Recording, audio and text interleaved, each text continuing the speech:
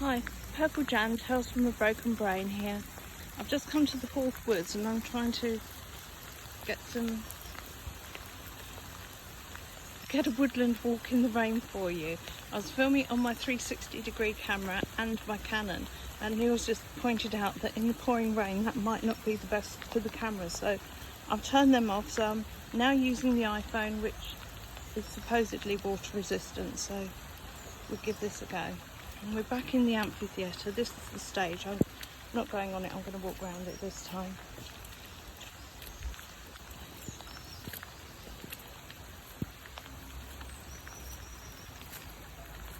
So we're trying to get back down to the main path. You're going to have to excuse me sniffing a bit as well. It's hard to tell what's rain and what's a dewdrop. And I've got my pockets full of the other cameras, so my hanky's in my trousers. Oh no, look at all that. Isn't it heartbreaking how people will come here and just throw litter?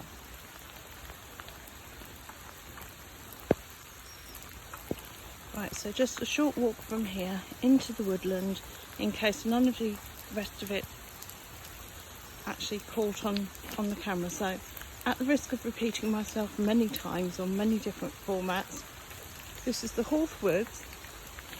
It's an ancient woodland in the very heart of Crawley.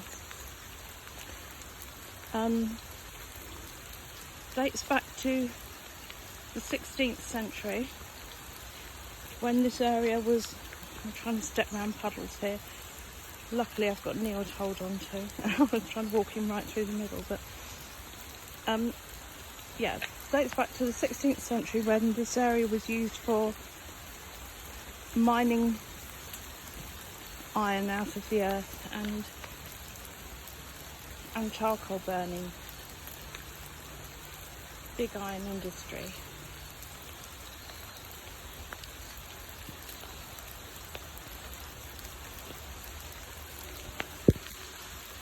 I might just be a bit of chatting here and there because I can't do much. I'm very unsteady on my feet. I'm sorry about that. I was hoping that by using the Canon camera it might stabilise it a bit for you, but right now this is what we get today. I know I got some shots of the pits earlier on the other cameras, but don't know how well they'll have turned out, so I just want to try and walk down far enough to find another one of the pits to show you. That we used to think when we were children were bomb craters, but now I know it's where they were digging the ore out of the ground.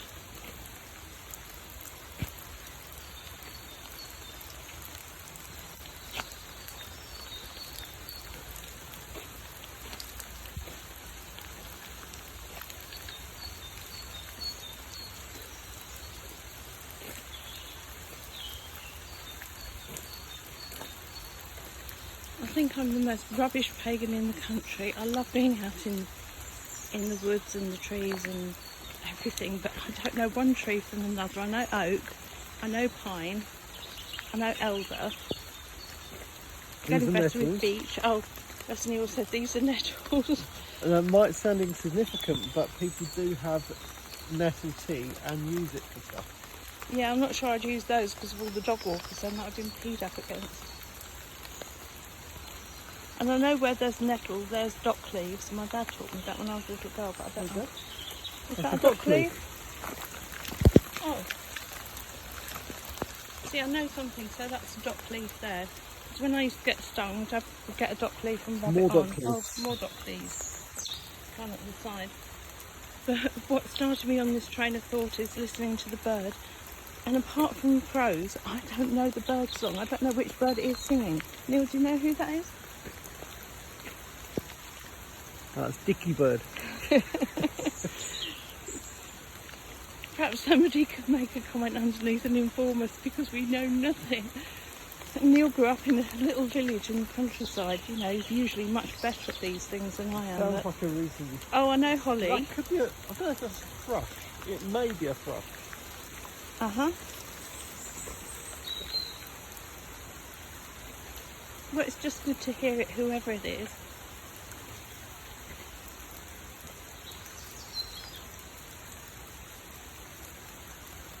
And this, by the way, as a tree, I believe is hazel.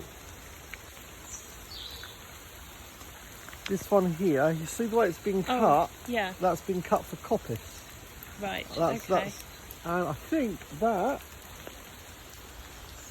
is possibly a nut. Oh, right, I can't really see it very well. I'm trying to get in closer. The beginnings of a nut. So that's hazel. Oh, right, okay. I know that there's conker trees up here because we used to collect the conkers when I was little. What trees are conker trees? Conker trees are horse chestnuts. Horse chestnuts. And chestnuts are obviously the ones that you can eat, but horse chestnuts are the ones that aren't good to eat. Like you see down there, you can see all the trees sprouting off up, and that's normally the hazel, the way it all comes up, and that's the one that's coppiced and used for making fences. Yeah.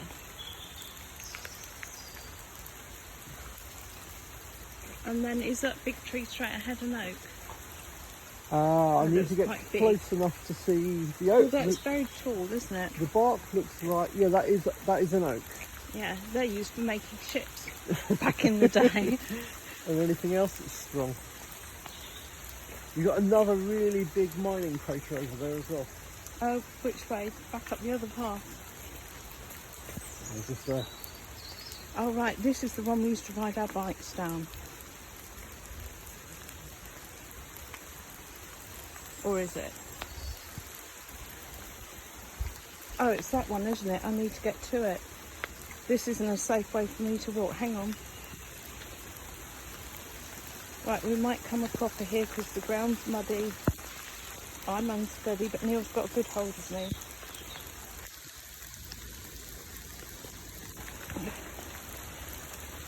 It makes me laugh. It's only a couple of feet, but it feels like running down Everest when I have to do those 1 or 2 steps to get to the bottom of something. Oh, this is the big old one. Neil and I were in these woods years and years and years ago. It must have been about 20 years ago. And we were sat around here somewhere. Yeah, here's the big mining area here. And 2 little boys came up and said, "Excuse me, do you know the time?" And I just looked up, looked at the sun, and said, I don't know, I think it was 2:10 or something. Back in those days, I could tell the time with an accuracy of about 10 minutes just by the position of the sun. I'm not even going to try today because it's so cloudy, there's no sun at all. But you stay indoors too long, too many years, and you start losing your skills. Because even you learn to tell the position. Yeah.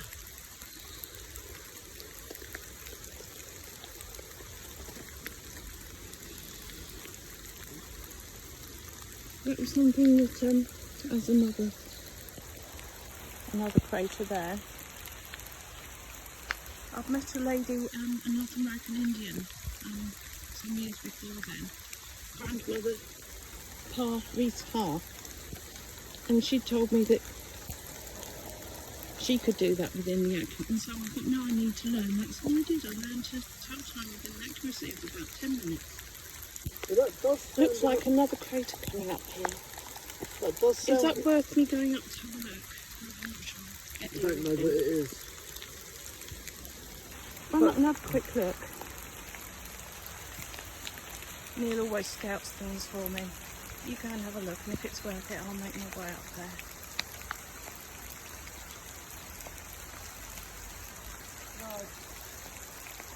No? Because I'm not sure if that deep one that we've just looked at is the one that we used to ride our bikes through. Because the one that we used to ride the bike through was the deepest. And it's pretty scary to go down it, but you come straight up the other side with the forward momentum, so it's good fun as kids. Back in those days, kids were allowed to do things. We were allowed to climb trees and scrape our knees and break our arms and do whatever. Not that I ever broke my arm, but I scraped my knee more than a few times. This just takes us around the... oh, there's another one there, right next to it. That's all just good. Oh, is that one? Oh, yeah. Because I haven't got... My head spins and I just turn around in circles. Do not do this by yourself, you will be lost. But the thing is, you're going back to work soon. Yeah. But when you go back to work and the world goes back to normal, there'll be more traffic on the road and I'll be able to find my way back to the road by the sound of the traffic. I may not be able to find the sun, but I can find a road. Yeah.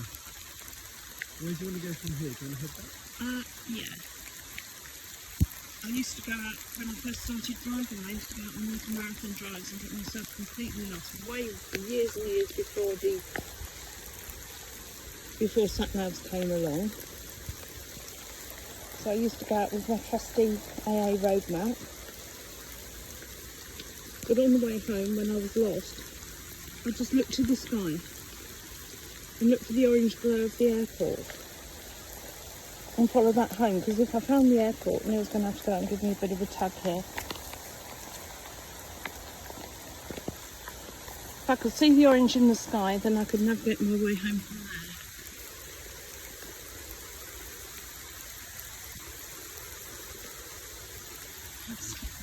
Thinking about it, I've spent my whole life lost in many different ways. Lost on my bike, lost in my car, lost walking in the woods. I used to rely on my doggies back in the day to pee all the way there so he'd know the way home. And even years and years before that, before I had a dog of my own, I used to walk dogs for the neighbours. Two beautiful Samoyed dogs that were obedience champions. So I was able to cross even busy the A23, which was a busy road back in those days. And I'd cross that road without putting the dogs on the lead.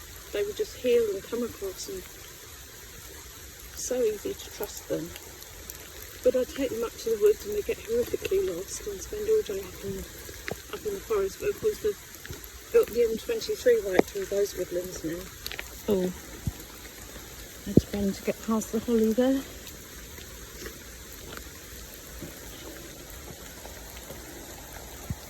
You're allowed to talk as well if anything comes into your mind now. Well, actually, what I was going to say is what you're saying about telling the time by the sun, which sounds really quite an amazing skill to have. But there is a skill that goes one step further than that. It's telling the time when you're asleep and telling yourself what time to actually wake up, and then waking up at that right time. Yeah, so that's something that everyone can do. People, you have your internal body clock, don't you? It's like dinner time. I don't think I've missed one yet.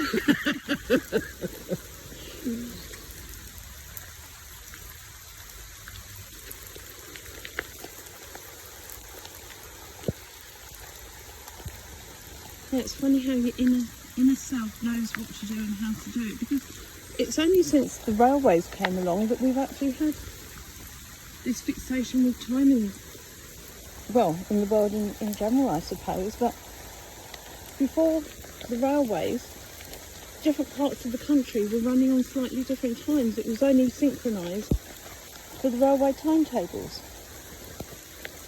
See, I'm a wealth of useless information. Well, you might find it interesting. I assume you do, that's why you're watching. There goes another of the pits there.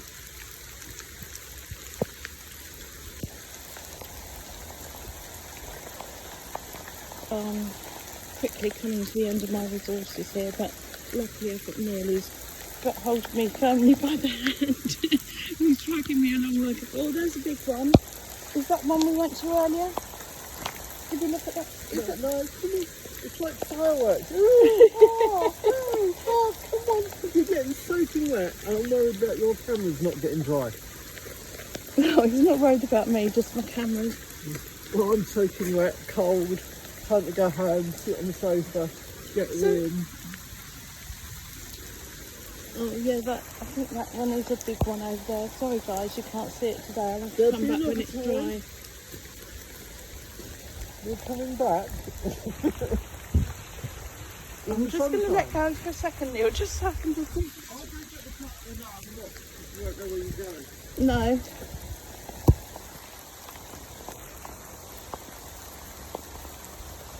It's quite difficult to walk on this bit of the path. There's all tree roots everywhere. There's no point coming here and getting soaked to the skin if I don't show you what I came here to show you. Oh, it's not nearly as deep as I remember it. Perhaps the council have been throwing debris in the pits when they're chopping trees. Perhaps they're throwing things down as it rots down. They're just getting shallower. Who knows? Who knows what's going on? Anyway, Neil's going across with me now. I'm putting my hand out for help and he's just ignoring it. She walked to the big hole and fell in it all by herself, Your Honour. Yeah, it didn't take anything to push her all the way down. Oh, look, another one.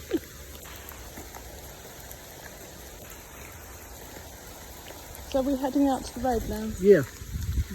Yeah, there are actually deer in this wood. The little boys told us when we saw them all those years ago, and frankly I didn't believe it. This is such a landlocked piece of woodland, you know, it's surrounded by buildings.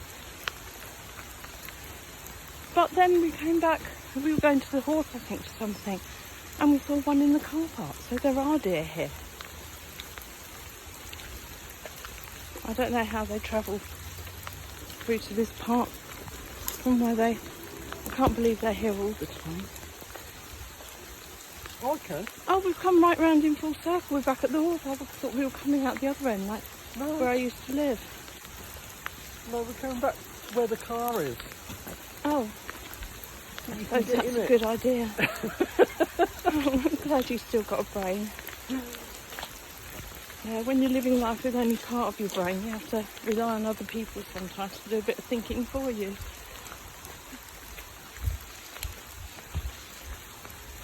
Well, it looks like we're coming to the end of the woodland walk here, but I hope that you've enjoyed it. I hope we're going to be able to cobble it together from the 360. Oh dear, that's a bit of a slope there.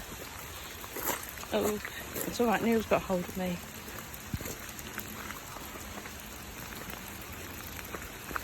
Oh, it's not as steep as it looks, or is it? Hang on. Oh. Ow. It's very steep, it's a curb. Yeah, I know, I can see the curve. Well, there's cars there, so how... They probably work here. There's nothing happening at the moment. So where have you parked? Out by the road. All right. The other side. So yeah, back at the theatre there. I need to park the other side of the road. So you run off and Get the car. get the car, because frankly I'm done.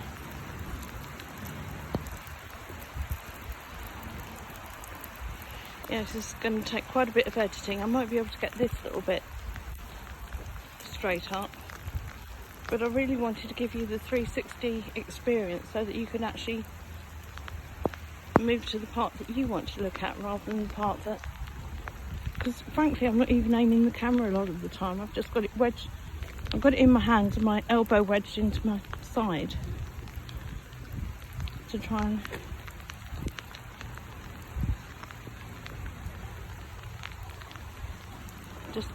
keep it steady and as reasonable a view as possible. Oh dear.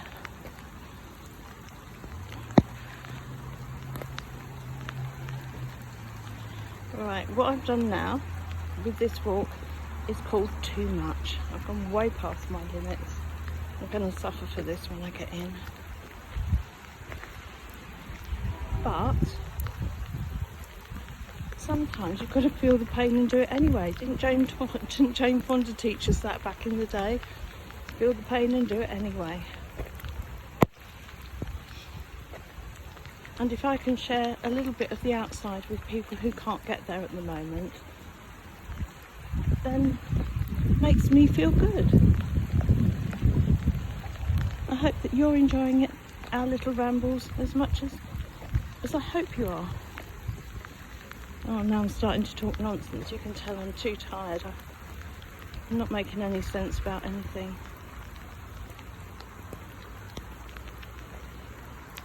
Oh dear. Never mind. Oh, I say oh dear a lot. Another thing that I noticed the other day watching back some old filming that I'd done is that firstly, my oh so comfy jeggings are too big for me and look awful. They're always falling down. Oh, I need to go this way. I'm walking back towards the car park. Completely lost my bearings. Yeah, so my clothing looks absolutely horrific. My posture is awful. My dad would be so cross with me if he saw the way that I walk now. I really do shuffle about like an old lady. I must make far more effort to stand up straight, keep my shoulders back, get some straightening into my spine. You know.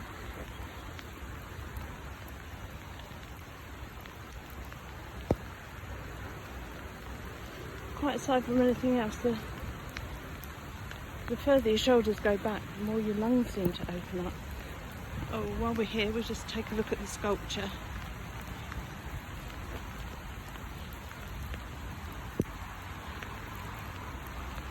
I've no idea what it is or what it represents, but it's a bit of sculpture, so we might as well have a look at it. Yeah, so as I was saying, as you open up your chest,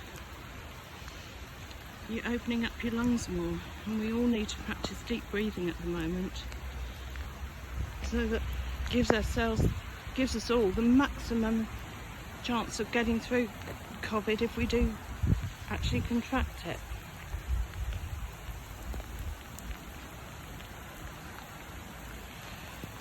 So we need to do lots of deep breathing, open up the lungs. There are videos on YouTube showing breathing exercises that you can do to give yourself maximum